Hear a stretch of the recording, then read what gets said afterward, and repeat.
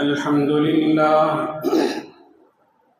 لله نحمده ونستعينه ونستغفره ونؤمن به ونتوكل عليه ونعوذ بالله من شرور أنفسنا ومن سيئات أعمالنا من يهده الله فلا مضل له ومن يضلله فلا هادي له ونشهد أن لا إله إلا الله ونشهد أن محمدًا عبده ورسوله أما بعد فإن خير الحديث كتاب الله وخير الهدي هدي محمد صلى الله عليه وسلم وشر الأمور محدثاتها وكل محدثة بدعة وكل بدعة ضلالة وكل ضلالة في النار فأعوذ بالله من الشيطان الرجيم بسم الله الرحمن الرحيم يا أيها الذين آمنوا إنما الخمر والميسر والأنصاب والأزلام رجس من عمل الشيطان فاجتنبوه لعلكم تفلحون إنما يريد الشيطان أن يوقع بينكم العداوة والبغضاء في الخمر والميسر ويصدكم عن ذكر الله وعن الصلاة فهل أنتم منتهون۔ برادران ملت، معزز سامعین اور ملت اسلامیہ کے نوجوانوں، ہم سب جانتے ہیں ایک انسان کو نیک بننے، اللہ کا مقرب بننے اور ایک معاشرے کو صالح معاشرہ بنانے اور ایک سماج کو اچھا سماج بنانے کے لیے صرف یہ کافی نہیں ہے کہ اس کے افراد صرف نیکیاں کر لیں، بلکہ اسلام یہ تعلیم دیتا ہے کہ انسان کو نیک بننے کے لیے، سماج کو اچھا بننے اور بنانے کے لیے جہاں نیکیوں کا فروغ ضروری ہے، جہاں نیکیوں پر توجہ ضروری ہے، جہاں اعمال صالحہ کی طرف توجہ ضروری ہے، وہیں اس بات کی بھی فکر ضروری ہے کہ ایک فرد کو گناہوں سے کیسے بچا جائے، ایک سماج میں برائیاں پنپنے سے کیسے بچایا جا سکے۔ اس لیے کہ صرف نیکیاں معاشرے کو صالح نہیں بناتی، صرف نیکیاں انسان کو نیک نہیں بناتی، بلکہ نیکیوں کے ساتھ ساتھ ایک انسان کو چاہیے کہ وہ گناہوں پر توجہ رکھے کہ مجھے کیا نہیں کرنا چاہیے، ان کی طرف توجہ ضروری ہے۔ اگر ہم نیکیاں کرتے رہیں، ساتھ میں اس گناہ جاری رہیں، تو یہ نیکیوں کا فائدہ تو ہمیں ہوگا، نقصانات گناہوں کے بھی ہمارے زندگی پر اثر انداز ہوں گے۔ ہم نماز پڑھیں، نماز کے ساتھ ساتھ لوگوں کی غیبت جاری رکھیں، جھوٹ بولتے رہیں، حرام سے پرہیز نہ کریں، یہ وہ چیزیں ہیں جس کی وجہ سے ہماری نیکیاں اکارت بھی جا سکتی ہیں، بیکار بھی جا سکتی ہیں۔ اسلام یہ تعلیم دیتا ہے کہ آپ نیکیاں کریں، نیکیوں کے ساتھ ساتھ گناہوں سے مکمل پرہیز کریں۔ ہر کام کرنے سے پہلے سوچیں کہ کیا میں جو کر رہا ہوں وہ صحیح ہے یا غلط۔ منچاہی زندگی، منمانی زندگی نہیں چلے گی۔ نیکیاں کریں، برائیوں سے بچیں۔ آپ دیکھیے مومنین کی یہی صفت بیان کی گئی۔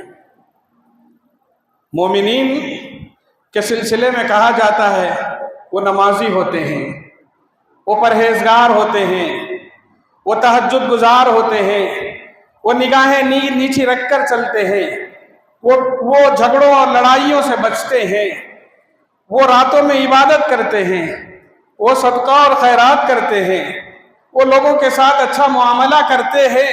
یہ سب نیک لوگوں کی صفات بیان کی گئی ہیں۔ ساتھ ساتھ قرآن یہ کہتا ہے جہاں وہ نیکیاں کرتے ہیں وہیں برائیوں سے بھی بچتے ہیں۔ عباد الرحمن، قرآن کریم نے ان لوگوں کو جو اللہ کے نیک بندے ہیں ان کو عباد الرحمن کہا، نیک بندے کہا، ان کی صفات قرآن نے بیان کی۔ سورہ فرقان 18ویں پارے کے آخر سے شروع ہوتے ہیں اور 19ویں پارے کے ابتدائی پاؤ حصے تک ہوتی ہے۔ سورہ فرقان کے آخر کے حصے میں اللہ تعالیٰ نے مومن بندوں کی صفات بیان فرمائی ہے۔ کیا؟ وعباد الرحمن، اللہ کے نیک بندے وہ ہیں جو زمین پر نرم چال چلتے ہیں۔ اگر کوئی لڑنے کے لیے ان کے ساتھ آتا ہے تو ان سے بچ کر نکل جاتے ہیں۔ وہ نگاہیں نیچی رکھ کر چلتے ہیں، تواضع اور انکساری کے ساتھ چلتے ہیں۔ ان کی راتیں عبادت میں گزرتی ہیں۔ وہ اللہ سے جہنم سے پناہ مانگتے ہیں، وہ اللہ سے جنت مانگتے ہیں۔ وہ خرچ کرتے ہیں تو فضول نہیں کرتے، خرچ کے معاملے میں وہ بہت میانہ روی اختیار کرتے ہیں۔ بہت ساری نیکیاں بیان کی۔ ان نیکیوں کے ساتھ ساتھ قرآن نے کہا یہ صرف نیکیاں نہیں کرتے بلکہ یہ گناہ سے بھی بچتے ہیں۔ کہا وہ زنا نہیں کرتے، وہ لوگوں پر ظلم نہیں کرتے، وہ کسی پر بیجا ظلم نہیں کرتے، کسی کو بیجا قتل نہیں کرتے، اور وہ کسی کی جھوٹی شہادت اور گواہی نہیں دیتے۔ والذین لا يدعون مع اللہ الہا آخر ولا يقتلون النفس التي حرم اللہ الا بالحق ولا يزنون ومن يفعل ذلك يلقى اثاما۔ وہ زنا نہیں کرتے، وہ جبر نہیں کرتے، وہ ظلم نہیں کرتے، وہ قتل نہیں کرتے، وہ کوئی برا کام نہیں کرتے۔ اس کا مطلب کیا ہوا؟ اس کا مطلب یہ ہوا کہ اللہ چاہتے ہیں کہ نیکیاں کر کے معاشرے کو اور اپنے آپ کو سدھاریں، ساتھ میں معاشرے اور اپنی اصلاح کے لیے برائیوں سے بچیں۔ مومنین کی یہی صفت ہے، وہ صرف نیکیاں نہیں کرتے بلکہ وہ برائیوں سے بھی بچتے ہیں اور برائیوں سے بچاتے بھی ہیں۔ اس کا مطلب یہ ہوا کہ ہم اپنے آپ کو سدھارنے اور معاشرے کو صالح بنانے کے لیے ضروری ہے کہ ہم نیکیوں کے ساتھ ساتھ گناہوں سے بچیں۔ اور گناہوں کے سلسلے میں قرآن میں اور احادیث نبویہ میں ہمیں تاکید کی گئی، گناہ چھوٹے ہوں یا بڑے ہوں، گناہ گناہ ہوتا ہے۔ کسی گناہ کو بڑا سمجھ کر مت چھوڑو اور کسی گناہ کو چھوٹا سمجھ کر مت کرو۔ ہر گناہ گناہ ہوتا ہے، ہر بڑے چھوٹے گناہ کو آپ چھوڑنا پڑے گا، ہر گناہ کو۔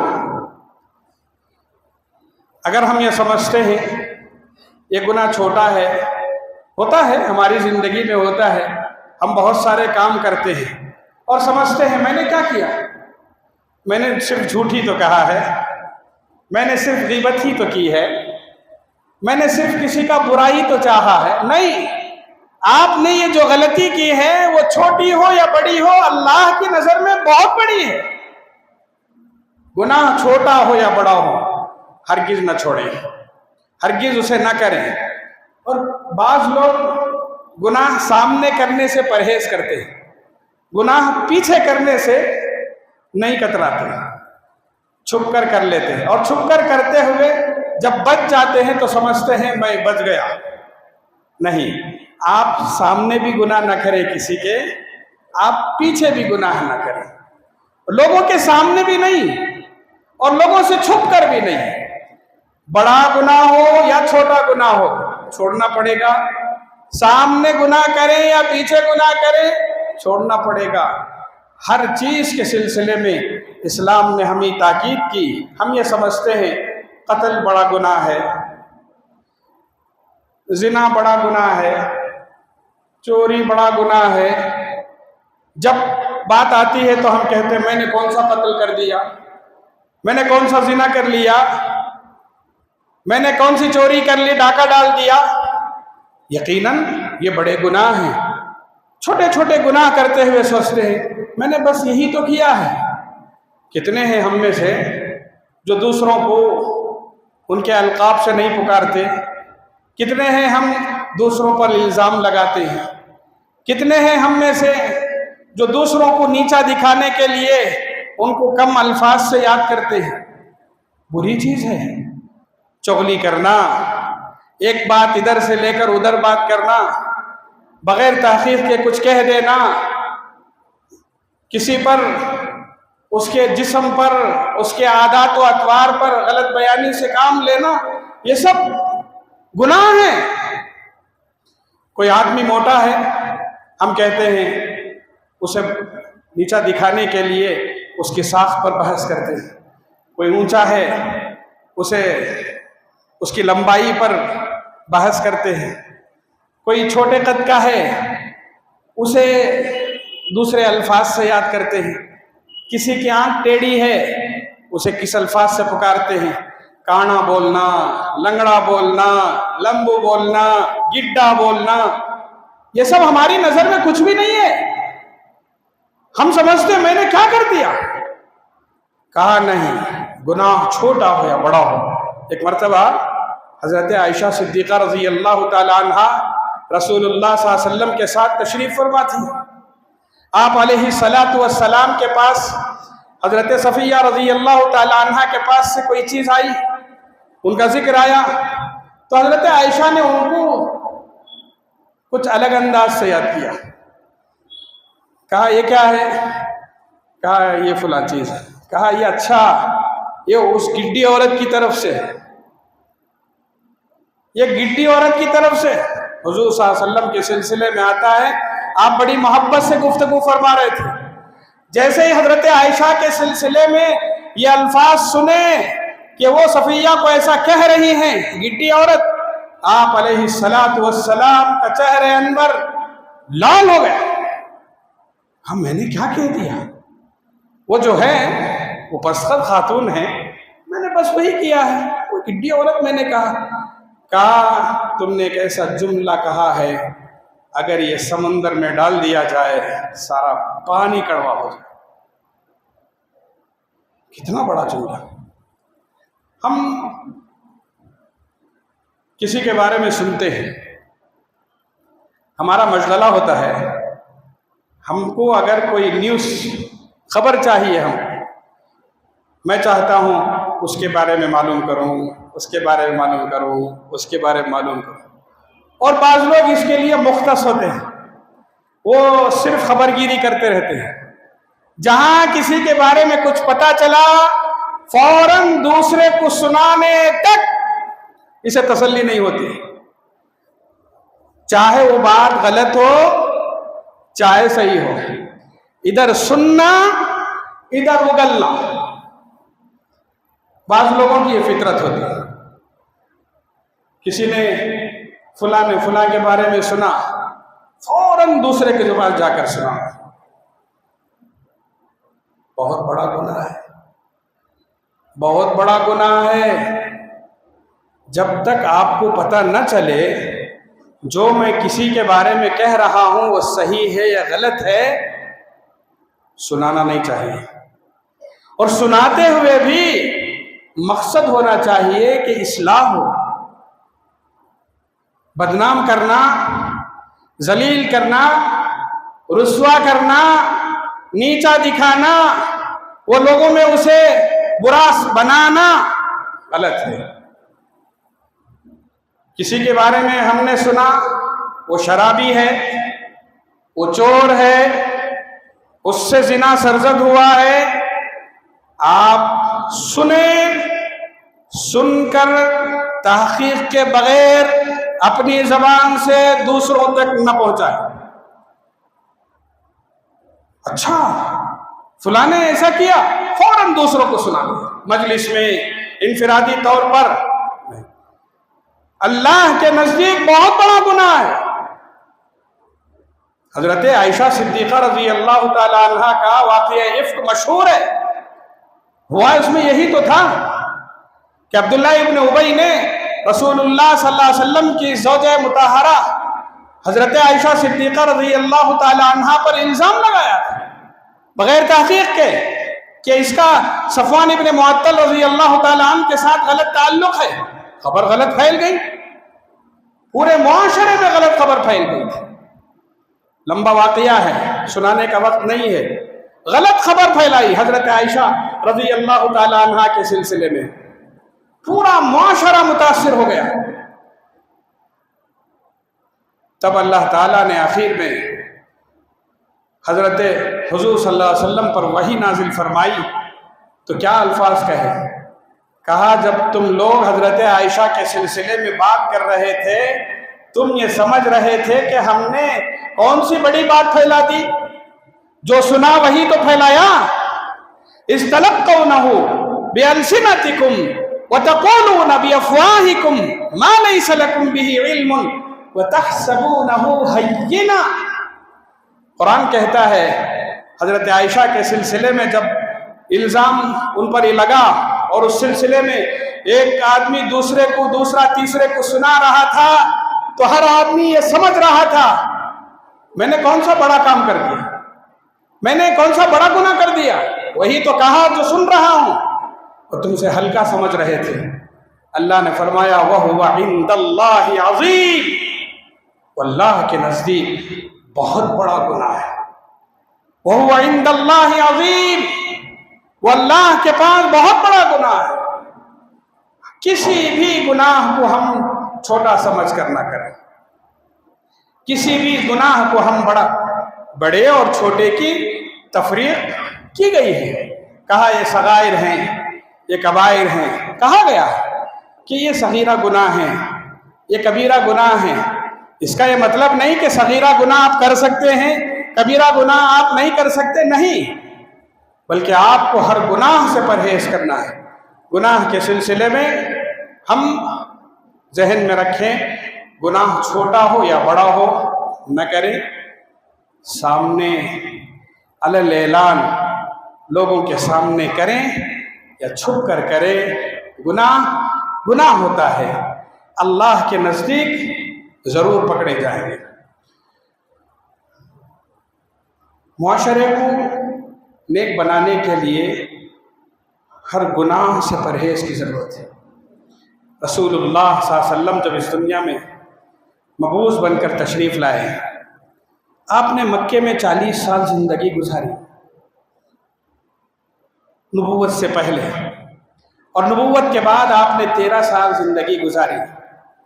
پھر مدینہ منورہ میں آپ نے 10 سال زندگی گزاری. آپ دیکھیے، صالح معاشرے کو وجود میں لانے کے لیے، انسانوں کو نیک بنانے کے لیے جہاں یہ کوشش کی گئی کہ لوگوں کے اندر نیکیاں عام ہوں، وہیں یہ بھی کوشش کی گئی کہ ان کے اندر سے برائیوں کا خاتمہ ہو. کوشش کی. حضور صلی اللہ علیہ وسلم جب تشریف لائے تو آپ علیہ السلام کی نبوت کے اس ابتدائی دور میں، بلکہ نبوت سے پہلے بھی عرب کا ماحول کیسا تھا؟ برائیاں تھیں، چوری، ڈاکہ زنی، قتل و غارت گری، شراب نوشی، جوا، ناچ گانا، سود، مختلف قسم کی برائیاں پھیلی ہوئی تھی. آپ علیہ السلام نے اللہ کے حکم سے جہاں لوگوں کو نمازی بنایا، جہاں لوگوں کو صدقہ اور خیرات کا پابند بنایا، جہاں لوگوں کو روزہ دار بنایا، جہاں نیکیوں کی ترغیب دی، وہیں آپ علیہ السلام نے معاشرے سے ایک ایک جرم کا خاتمہ فرمایا، بتایا کہ یہ چیز غلط ہے، یہ چیز صحیح ہے، یہ چیز کریں، یہ چیز نہ کریں، اس کی بھی پابندی کریں، اس کی بھی پابندی کریں، نیکیاں بھی کریں، برائیوں سے بھی آپ چھٹ کر رہیں.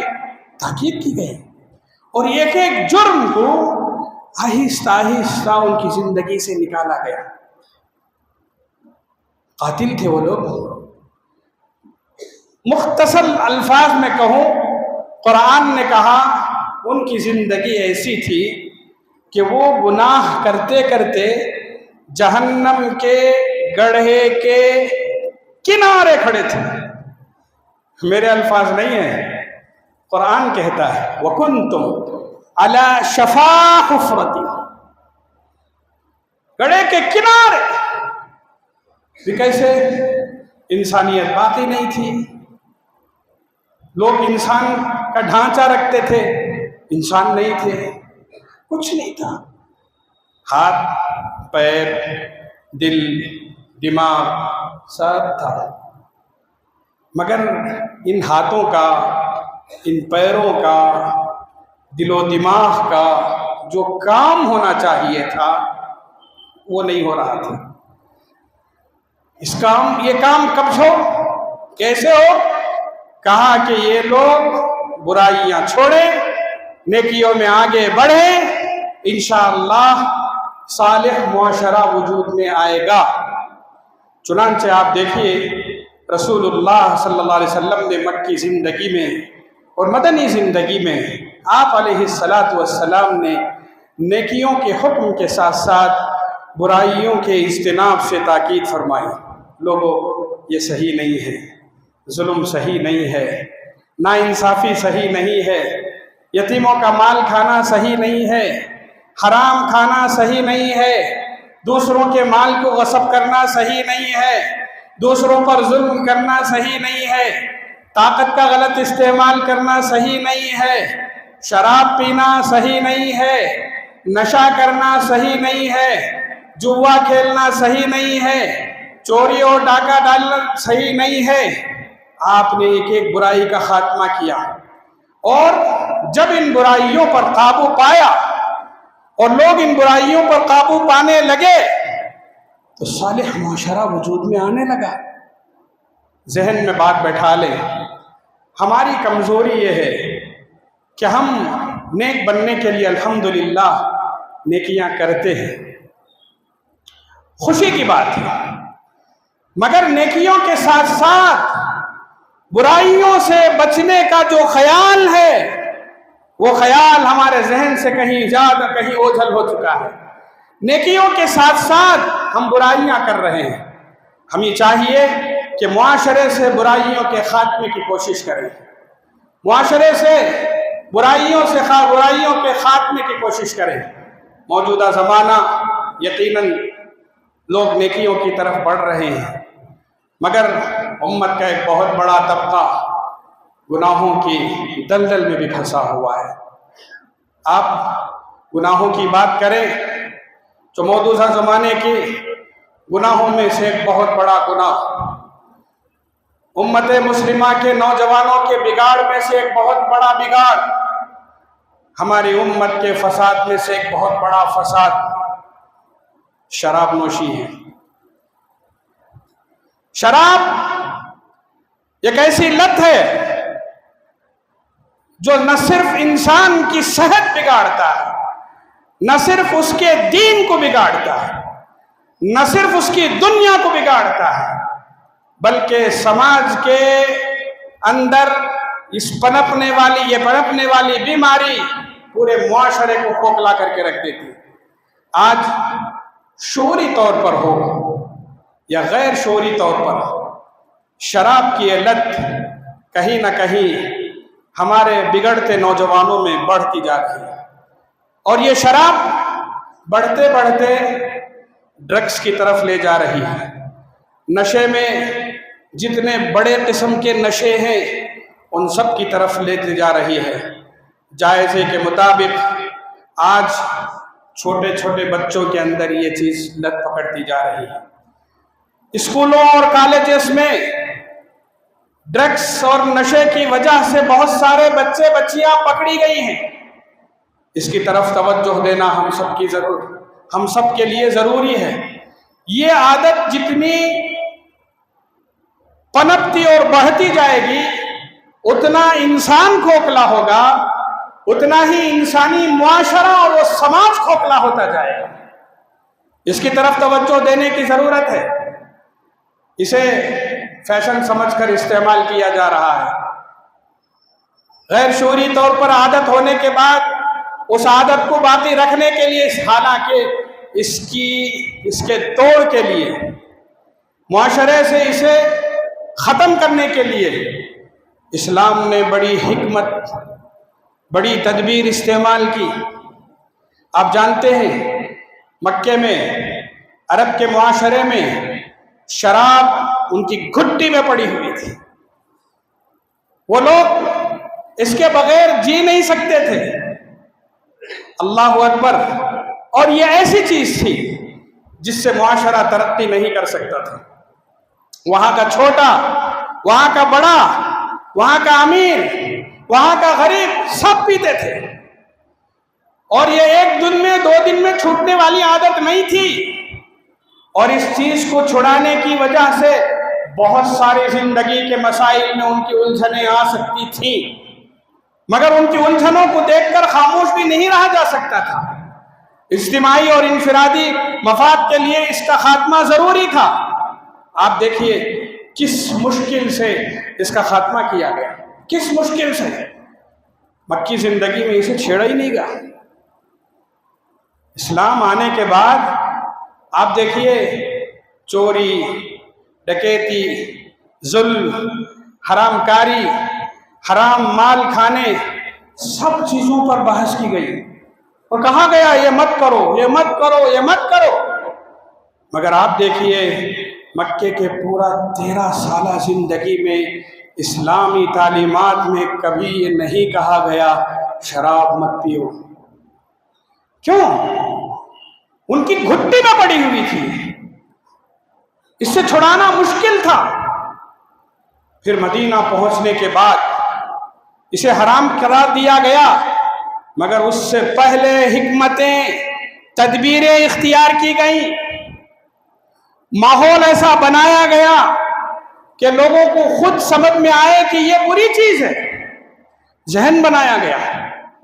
لوگوں نے آ کر پوچھا بھی شراب کے بارے میں اسلام کیا کہتا ہے؟ قرآن نے پہلا رد عمل یا پہلا حکم یہی بیان کیا، یسألونک عن الخمر والمیسر، آپ سے جوے اور شراب کے بارے میں پوچھا جا رہا ہے، آپ ان سے کہیے اس میں کچھ فائدے ہیں، کچھ نقصانات ہیں، مگر یاد رکھیں جتنے فائدے ہیں اس سے زیادہ نقصانات ہیں۔ ذہن میں یہ بات ڈال دی گئی، اسلام اسے اچھی نظر سے نہیں دیکھ رہا ہے، بہت جلد اس پر پابندی لگائی جا سکتی ہے۔ ہوشیار آدمیوں نے ہوشیار رہنا شروع کر دیا، اب اس کا استعمال کم کر لیا، ذہن میں بات بٹھا لی کہ یہ اچھی چیز نہیں ہے۔ پھر اس کے چند دنوں کے بعد یہ کہا گیا آپ شراب پی ہی رہے ہو تو کم سے کم نماز کی حالت میں مت پیو، لا تقربوا الصلاۃ وانتم سکارا، نشے کی حالت میں مت پیو کہہ دیا گیا۔ اب نماز کی حالت میں روکا گیا۔ ظاہر بات ہے انسان اگر 5 وقت کی نمازوں سے پہلے اگر اپنے آپ کو شراب سے بچا لیتا ہے، ظاہر بات ہے زندگی دن کا زیادہ تر حصہ اس کا گناہوں سے بچ کر اور شراب سے بچ کر گزرے گا۔ جب پوری طریقے سے ذہن بن گیا، اب یہ آسان ہو گیا، مگر شراب ختم نہیں ہوئی تھی، ویسی ہی پی جا رہی تھی جیسے پہلے پی جا رہی تھی۔ ذہن البتہ بن چکا تھا، کسی بھی وقت حرمت آ سکتی تھی۔ اور ایک دن آیا، حضرت انس فرماتے ہیں میں اپنے والد محترم کو، سوتیلے میرے باپ کو، میں شراب پلا رہا تھا، مدینے کی گلیوں میں اعلان ہوا، اعلان یہ ہوا کہ لوگوں سنو، اللہ کی طرف سے آج سے شراب حرام کر دی گئی ہے۔ جیسے ہی یہ حکم نازل ہوا، ذہن تو پہلے ہی سے بنا ہوا تھا، حکم آنے کے فوراً بعد حضرت انس کے والد محترم نے کہا جب اللہ کا حکم حرمت کی دے آ چکا ہے تو ابھی لے جاؤ اور شراب کے اس مٹکے کو مدینے کی گلی میں بہا دو۔ سبحان اللہ! مکہ مکرمہ کی 13 سالہ زندگی اور مدینہ منورہ کی اس ابتدائی زندگی تک اس شراب سے بچانے کی کوشش کی گئی، بڑی مشکل سے اس بری لت کو اسلامی سماج سے نکالا گیا ہے، بڑی حکمت سے اس چیز کو ہمارے معاشرے سے ختم کیا گیا ہے۔ امت مسلمہ کے لوگوں، جس حرمت کو لانے کے لیے اتنی کوشش کی گئی، کیا اسی چیز کو پھر ہم اپنی زندگی میں ڈال لیں گے؟ سوچ کر دیکھیں، سوچ کر دیکھیں۔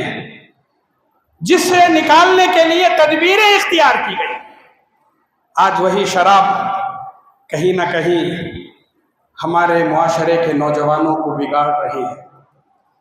امت مسلمہ کے نوجوانوں کا ایک طبقہ، اس میں نوجوان کیا، بوڑھے کیا، غریب کیا، جو بھی اس کے عادی ہو گئے ہیں، وہ اس لت میں جو پڑ چکے ہیں، ان کی وجہ سے یقیناً نقصان ہے۔ ہماری ذمہ داری ہے کہ اگر ہم سمجھتے ہیں کہ ہمارے بھائی، ہمارے رشتہ دار، ہمارے محلے والے، ہمارے پڑوسی، ہمارے جانکار، ہمارے عزیز و اقارب، ہمارے اپنے، اگر ہم میں سے کوئی شراب کی اس نشے میں ہے، ہماری ذمہ داری ہے کہ ہم اسے روکنے کی کوشش کریں۔ بہت سارے لوگ شرابی کو شرابی سمجھ کر چھوڑ دیتے ہیں، بہت سارے لوگ شرابی کو یہ سوچ کر چھوڑ دیتے ہیں اب ہم اسے کیا سنبھالیں گے۔ نہیں، اسلام یہ کہتا ہے شرابی چاہے 10 مرتبہ شراب پی کر آپ کے سامنے آئے، 10 مرتبہ آپ اسے سمجھائیں، پھر بھی سمجھ نہیں رہا ہے تو پھر سمجھانے کی کوشش کریں۔ حضور صلی اللہ علیہ وسلم کے پاس ایک شخص لایا گیا، شراب کا عادی تھا، اسے بلایا گیا، حضور صلی اللہ علیہ وسلم نے اسے سزا دی، اقرار کروایا آئندہ مت پیو۔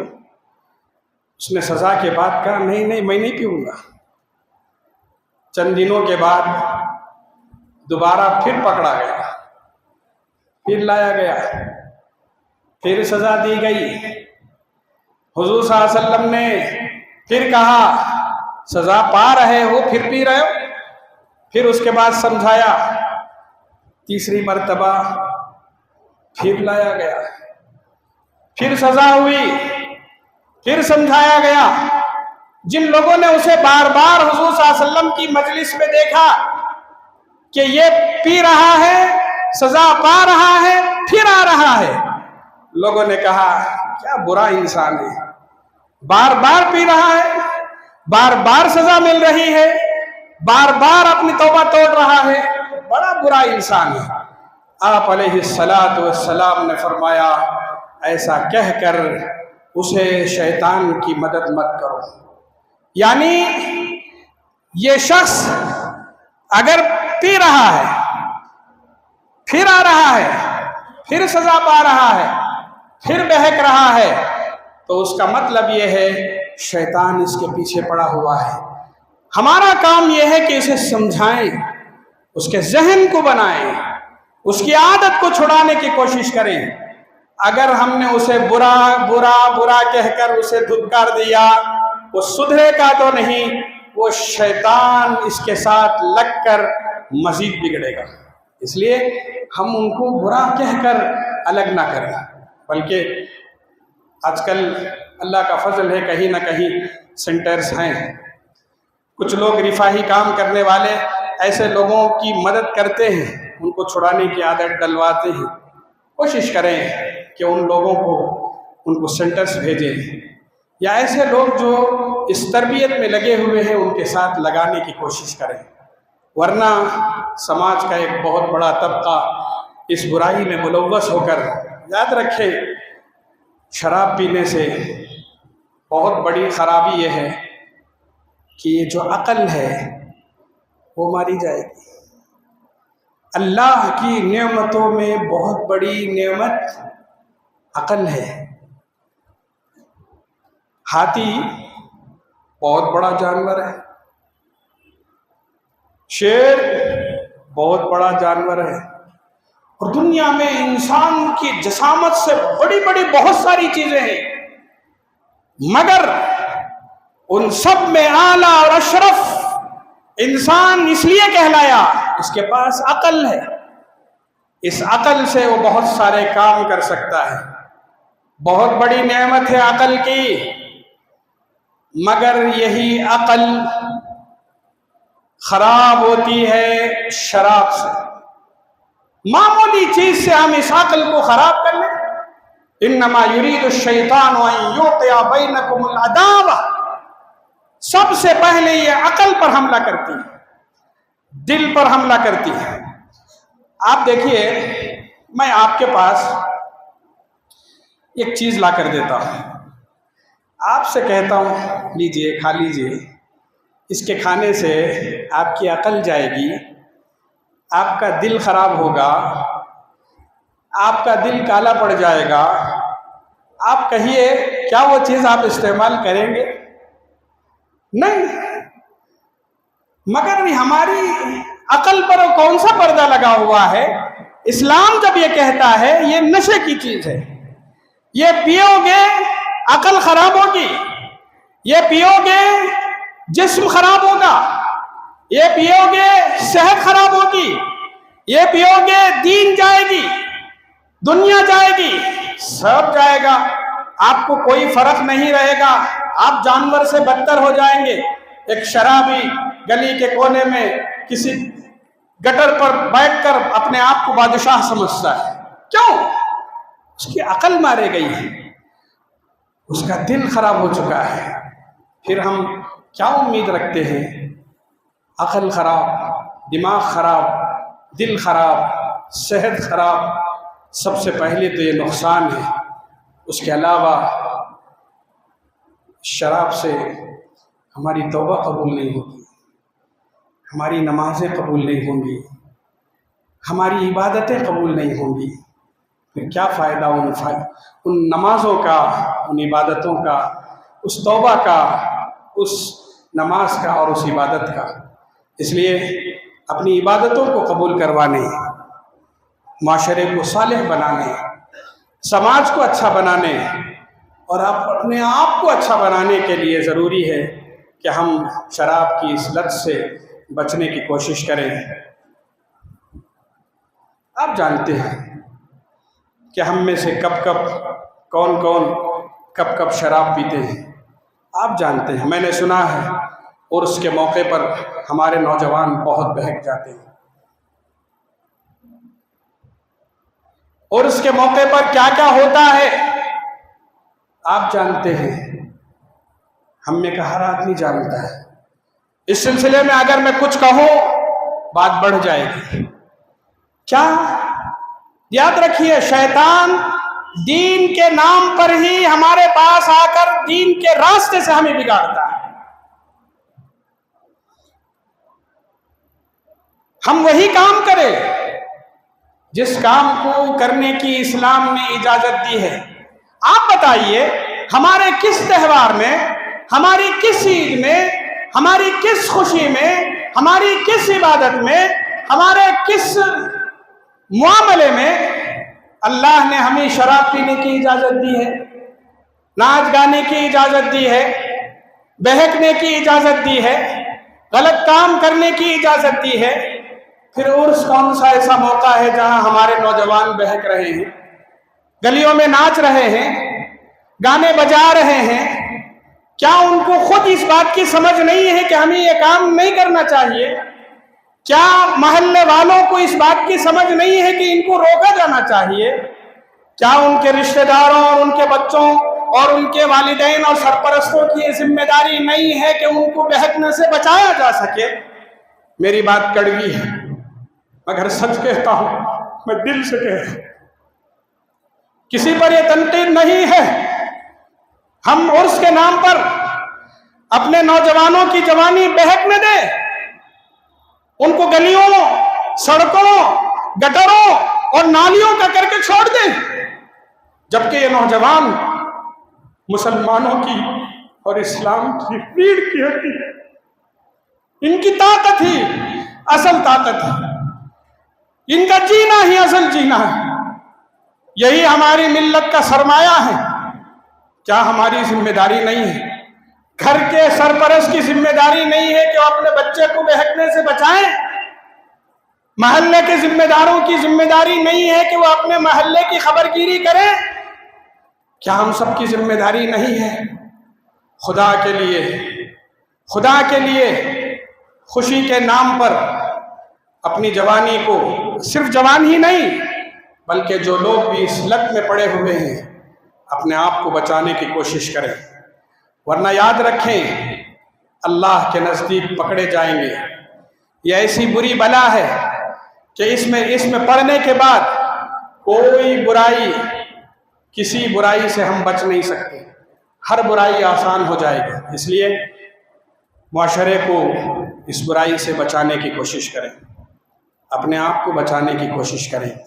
خصوصاً جن دنوں عام طور پر پی کر سڑکوں پر ناچنے گانے کے مواقع ہیں، ان مواقع سے بچنے اور بچانے کی کوشش کریں. اللہ کرے میری بات آپ کے دل تک پہنچے اور اس معاشرے کی برائی کو ہمیشہ کے لیے ختم کرنے کی کوشش کریں. وآخر دعوانا